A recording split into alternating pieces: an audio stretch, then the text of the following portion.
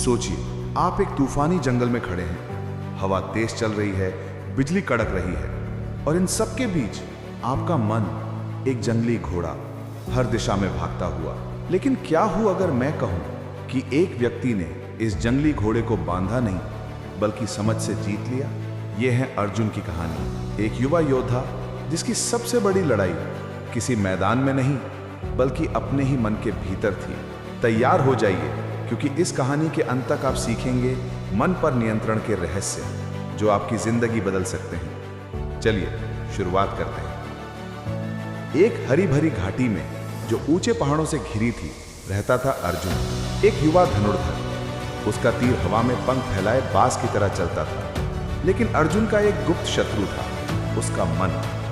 दिन में यह शंका करता, तू काफी नहीं है। रात में यह डर के साए दिखाता, क्या होगा अगर तू हार गया तो। ये विचार उसके हाथों को कांपते, उसका ध्यान चुराते। एक दिन एक बड़ी धनुर्विद्या प्रतियोगिता में अर्जुन का तीर निशाने से चूक गया। लोगों ने सांस रोक ली, दुश्मनों ने हंसी उड़ाई। अपमानित अर्जुन पहाड़ों की ओर भागा, कसम खाकर कि वो कभी तीर नहीं उठाएगा। सूरज ढल रहा था, पहाड़ सोने जैसे चमक रहे थे। अर्जुन एक निर्मल झरने के पास गिर पड़ा।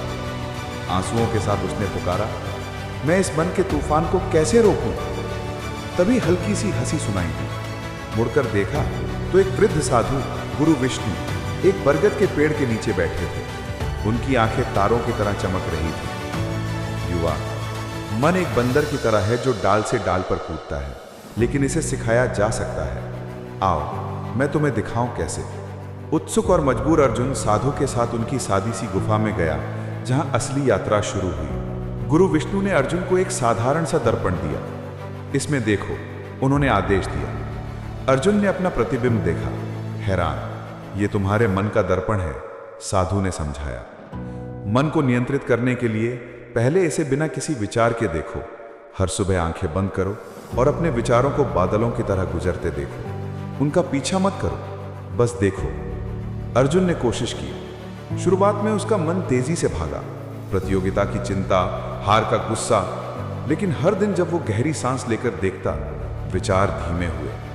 उसने समझा, मेरा मन मैं नहीं हूं, ये एक औजार है जिसे मैं चला सकता हूं। देखने वालों, सोचिए, हम कितनी बार अपने विचारों को हमें चलाने देते हैं। रोज 5 मिनट के लिए ध्यान लगाइए, शांत सांस लीजिए, तूफान बाहर निकालिए। ये आपकी जागरूकता, आपकी नींव है। गीता का संदेश। गुरु विष्णु ने कहा, अर्जुन याद रखो, कृष्ण ने गीता में कहा है, मना एव मनुष्याणाम कारण बंध मोक्षयो।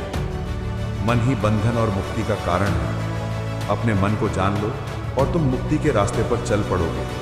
दृश्य परिवर्तन। अर्जुन झरने के पास ध्यान लगाता है। टाइम लैप्स में दिन गुजरते हैं, उसका आसन सीधा होता जाता है। हफ्तों के बाद अर्जुन मजबूत हुआ, लेकिन मन ने फिर विरोध किया।